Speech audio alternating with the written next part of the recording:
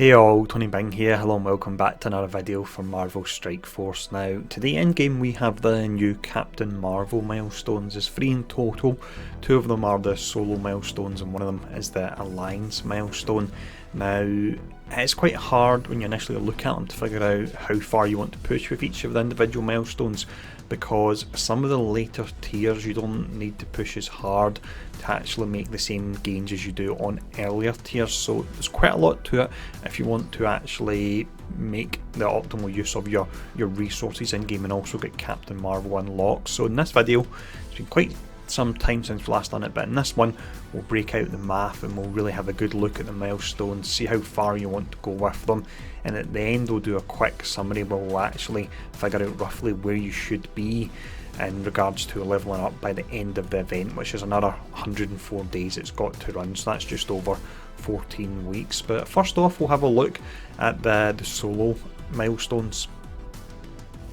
Just before we start breaking all this down then, I will mention there will be a lot of numbers going back and forth, so bear with me if I struggle a little bit trying to explain it. And if you're struggling yourself with the explanation, I'll actually add a summary at the end of each of the sections just to make it really clear. Now, the first milestone we look at anyway is High Roller, which is a gold milestone. So previously this was spend 1 million gold over 3 days, which was really pretty easy. Now, if we break this one down, looking at the shards you can get from it, you can get 5 shards in total. Now, your first 4 shards would cost you 400,000 per time. Once you get to the final shard, it doesn't cost you as much, it's only an increase of 200,000 gold to get that final 5th shard. Now, each day when you take everything into account, this is your raids, this is your dailies, this is your, let's see for example, your payday events that run round as well. This was calculated before and you do get on average of 600,000 gold per day, and as mentioned that's taken into account the likes of payday and so on as well. If we add all that up as well over the course of a week, that means you have 4.2 million gold roughly per week you can play around with. Now, if we look at the 2 different ways you can do this, the first option, if you spend 400,000 gold per day just to hit the first milestone where it gives you a Captain Marvel shards, that of course will be 7 shards per week and it would cost you 2.8 million gold.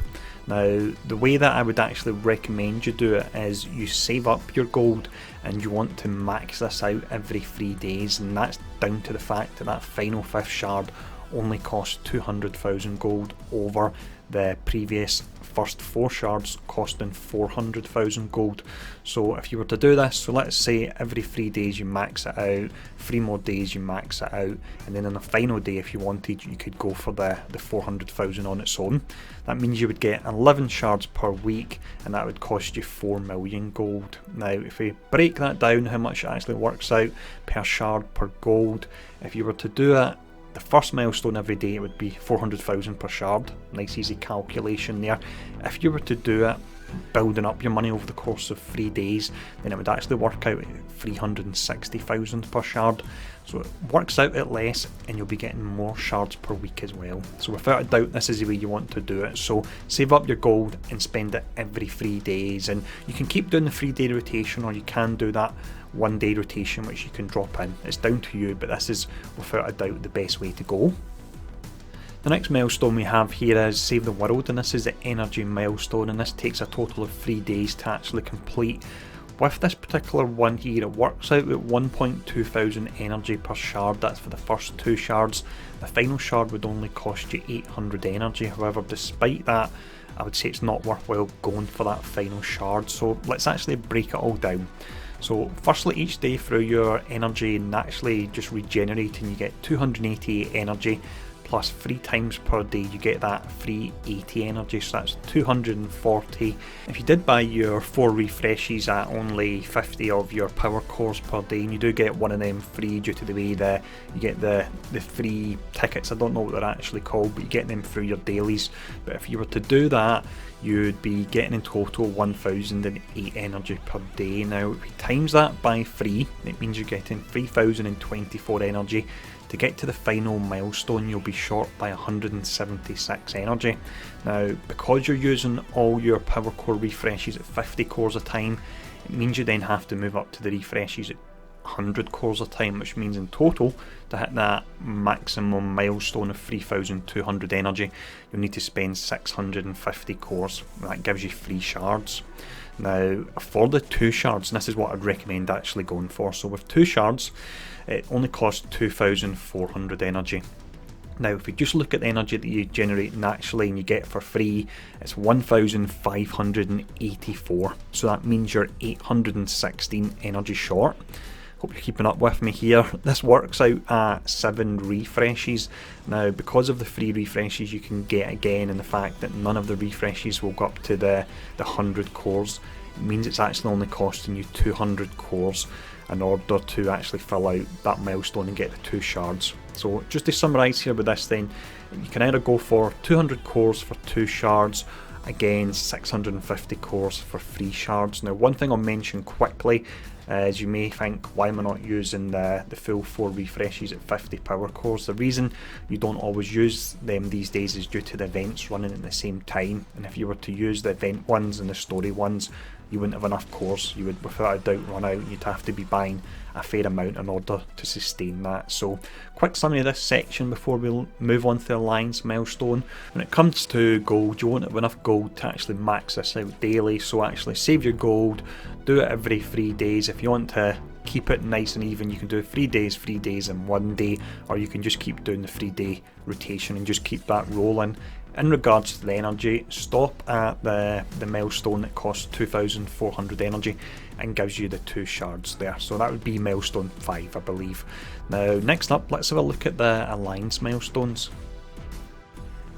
For this section here, then we have a ton of numbers again, but hopefully this one isn't as complicated to explain. So this is your Alliance milestone World Warrior, and this lasts for a full week. Now, in order to max this out and get 6 shards, it's a total of 135,000 points you need. That's between all 24 members in your alliance. The way the points break down is a win and a blitz, and it has to be a win. It can't be you just going into a match and autoing it or quitting the match. So a win is 20 points, a raid fight would be 15 points, and an arena battle is a whopping 80 points. Now, if we break all this down per player and then we multiply it times the number of players in the alliance and the number of days. So we start off with the arena. You've got 5 matches per day, 80 points. That means that's 400 points per day times 24 members is 9,600 points. If you times that by 7, which is the days of the week that this lasts for, then that's a whopping 67,200 points per week from arena alone. That's only 5 matches per day. If we look at raids, because you generally always have 2 raids running at a time, I have to kind of average here that each player should do an average around about, I would say, 12 nodes per day. That's 6 nodes in one raid and 6 nodes in another raid. I think that sounds fair enough. Now, if we times that by 15, which is the points you get per fight, it doesn't have to be clearing a node, it's just per fight. That's 180 points times 24 members, that's 4,320 points, times the 7 days, that's 30,240. Now, if we add both of those numbers up, so if everyone's doing their blitz matches, everyone's doing their raids, in total you'll have 97,440 points, which means you're short by 37,560. So this is where the blitz comes into, and I calculated this last because this is the one mode that you can generally do more or less of. So if we look at the blitz, so you are 37,560 points short. You get 20 points per blitz win, which means over the course of the week your whole alliance would need 1,878 blitz wins. If you then divide that by 24, which is the number of members, that means that's 79 wins per week. Divide that by 7 for the days of the week. Each person would need to get 12 wins per day, which doesn't actually seem that bad. And when you actually look at the final milestone that gives you that final 6th shard for Captain Marvel, it almost gives you a full mega orb, and it gives you a premium orb as well. So it's without a doubt worth pushing for. So just to summarise there, what you need everyone in your alliance to do if you want to hit all milestones weekly: your 5 arena matches, your 12 raid fights, and 12 blitz wins per day, which really isn't that much at all. So let's now check out the next section. Final section we have here is a nice easy one to cool down your brain after all the numbers have ran over, so this is where you can expect to get her by the end of the event. Now per week you should be looking to get 11 shards from the gold milestone, 5 from the energy milestone, 6 from the alliance milestone, meaning 22 shards per week in total, and the milestones overall run for 14 weeks, so that's 308 shards. 308 shards, we also include the 100 we got from Widowmaker being the hero the community needed and choosing Captain Marvel, so that gives us 480 shards in total, meaning if you follow the suggestions in this video you get her to 5 star and 98 shards, so you'll be 102 shards short of getting her to 6 star and 402 shards short of getting her to 7 star. So hopefully this breakdown has helped. If she does become available as a pack in the store, I will look to buy that so I can get some videos out for you so you can get a nice sneak preview. But again, I hope this has been helpful.